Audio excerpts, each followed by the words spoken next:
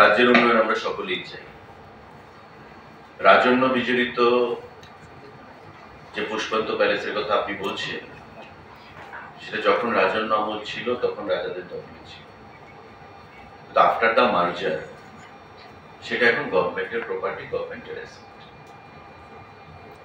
এমন করে দেখতে গেলে তো এমন অনেক রাজন্য আমলের যে জিনিসগুলো রয়েছে তার মধ্যে ব্যবসা চলছে, বিয়ে বাড়ি বানানো হয়েছে, তাতে ব্যবসা চলছে। তো আমি কারোর সেন্টিমেন্টে আঘাত করতে চাই না। বিষয়টা মাননীয় মুখ্যমন্ত্রী সিদ্ধান্ত নিয়েছেন বা মাননীয় মুখ্যমন্ত্রী প্রচেষ্টা গ্রহণ করেছেন, এবং আগামী দিনে আপনারাও চান, আমরা সবাই চাই যে রাজ্যের যে ফেসটা পর্যটনের ক্ষেত্রে বহিরাজ্যের সঙ্গে আমরা কম্পিটিশন করি বা বহিরাজ্যের মতন আমরা করি। তো সেটাকে মাথায় রেখে এখানে এখনো সিদ্ধান্ত কিছু হয়নি, আলোচনার পর্যায়ে রয়েছে, কিন্তু আমি সবাইকে আহ্বান জানাবো যে এটা বর্তমানে গভর্নমেন্ট অ্যাসেটের মধ্যে গভর্নমেন্ট যে কোনো ধরনের সিদ্ধান্ত গ্রহণ করতে পারে।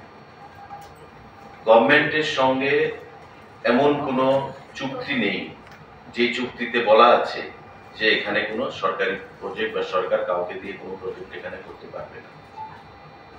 আমার যতটুকু নলেজ রান করে সেটা হচ্ছে যে আমাদের যে আগের যে বিধানসভা মানে বর্তমান যে আমাদের প্যালেস, সেই প্যালেসকে মিউজিয়ামে পরিণত করার একটা প্রস্তাব ছিল, সেটা করা হয়েছে, মিউজিয়ামে কনভার্ট করা হয়েছে, এবং আমরা সেটাকে আরো কিভাবে শ্রীবৃদ্ধি ঘটানো যায় আগামী দিনে সেটা আমরা করব।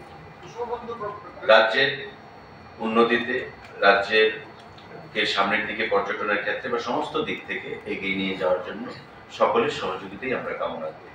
তো স্বাভাবিকভাবেই রাজ্য সরকার যদি কোনো সিদ্ধান্ত নিতে চায় সে বিষয়ে আমি মনে করি প্রত্যেক অংশের মানুষকে এটা বাধা বিপত্তি না করে সেটাতে এগিয়ে আসা উচিত, এতে করে আমাদের রাজ্যের নাম সুনাম বৃদ্ধি পাবে।